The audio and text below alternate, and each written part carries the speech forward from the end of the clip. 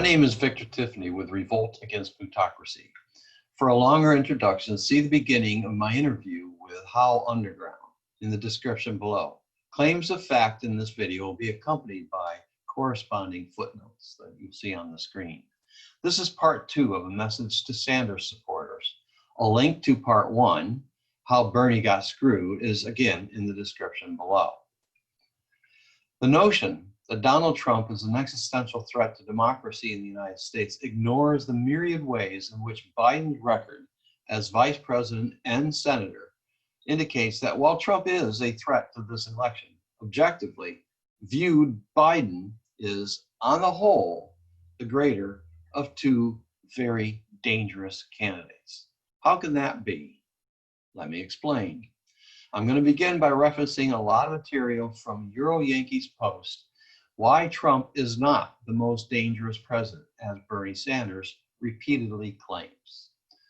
Obama-Biden administration expanded Bush's 2 wars into 7 wars. Trump is the first president since Jimmy Carter to not have started a new war. Obama-Biden broke records, harassing and spying on journalists. Obama-Biden invoked the Espionage Act 8 times. Trump, not once yet.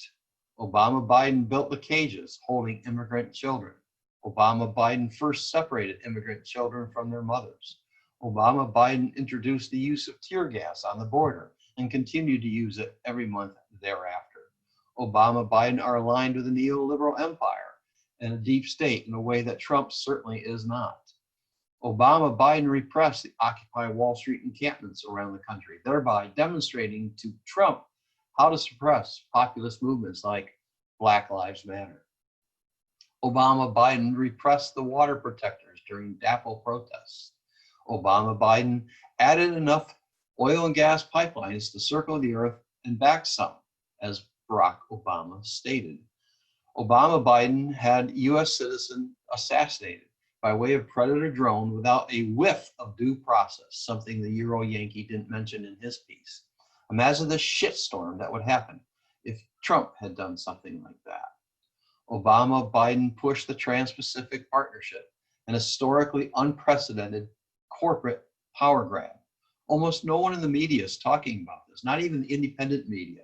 This is an existential threat posed to democratic order, American manufacturing jobs, U.S. sovereignty, and the Constitution.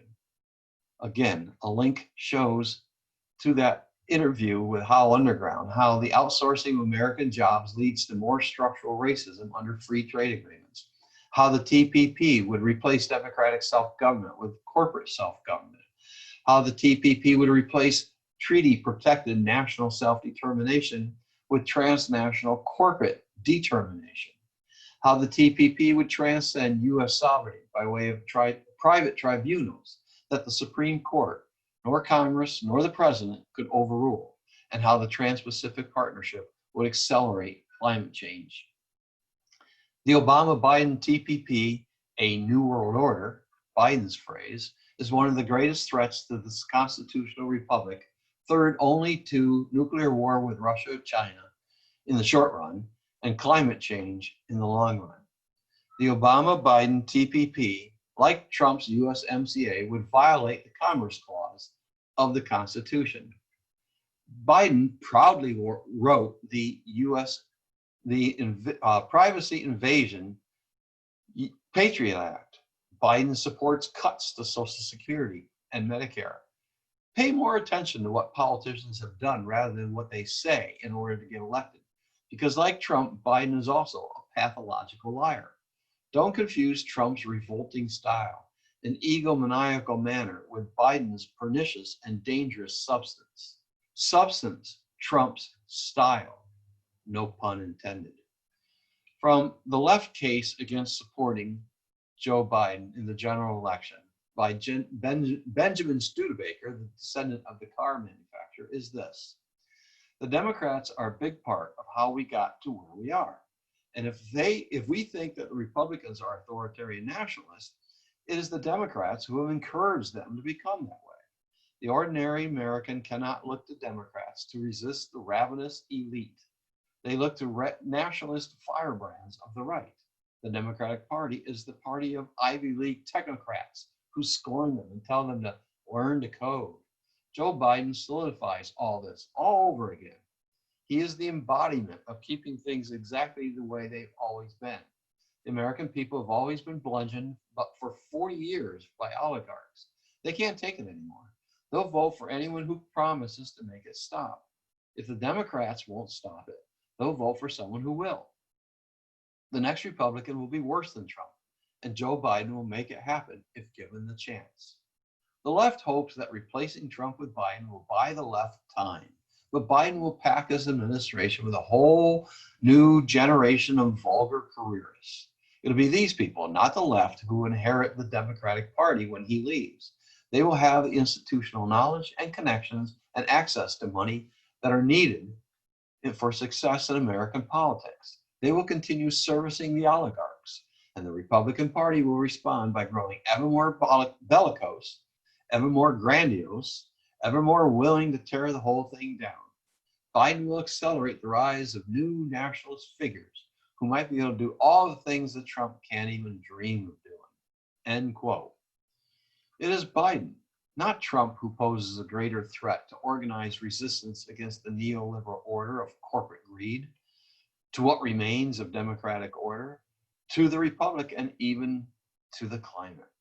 Biden is suffering from some form of cognitive decline. You hear analysis of Trump's mental state all the time, but mainstream media is mum, even deceitful, about what Biden is clearly experiencing. The alliance between the Democratic Party establishment and the partisan mainstream media, CNN, NBC, CBS, ABC, PBS, New York Times, Washington Post, and reader-supported news, makes Biden's corporate agenda more dangerous than Trump's agenda. With Trump, they're in constant alarm status. But with Obama Biden, they just let their corporate priorities and empire building slide. In fact, they'll encourage new wars because that's good for media profits. That alone makes Biden more dangerous than Trump. Trump is the greater verbal racist, no question about that. But it's Biden's 1994 crime bill that deepened structural racism in the United States by far. Trump signed the First Step Act, which reduced some of Biden's worst injustices toward Black and brown Americans. It's Biden who's the greater structural racist by far. Biden plans to increase military spending even further than Trump has. What about the SCOTUS picks, you ask? Trump's picks will continue to be awful, but can you trust a status quo preserving, devout Catholic to nominate a judge committed to protecting a woman's reproductive rights? Can you really?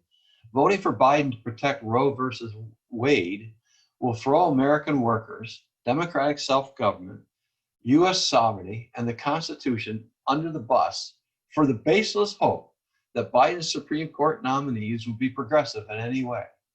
They won't be, not based on everything Biden has said and done for the last 45 years.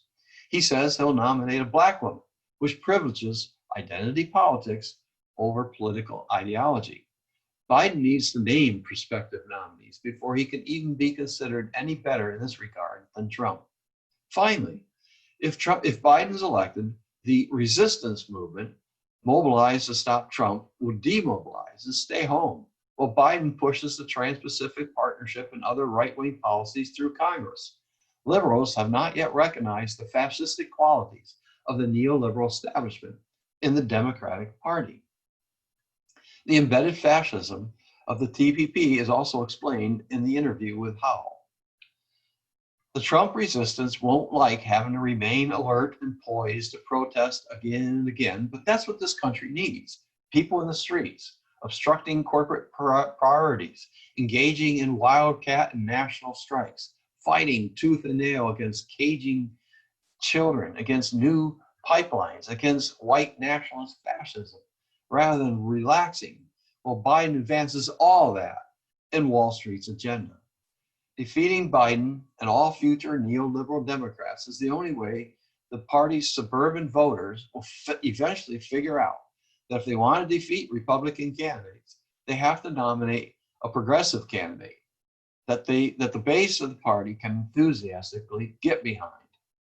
For more on why Biden would be worse, especially for poor and working class, than any other candidate, see Howell Underground's episode 413 posted on August 8th.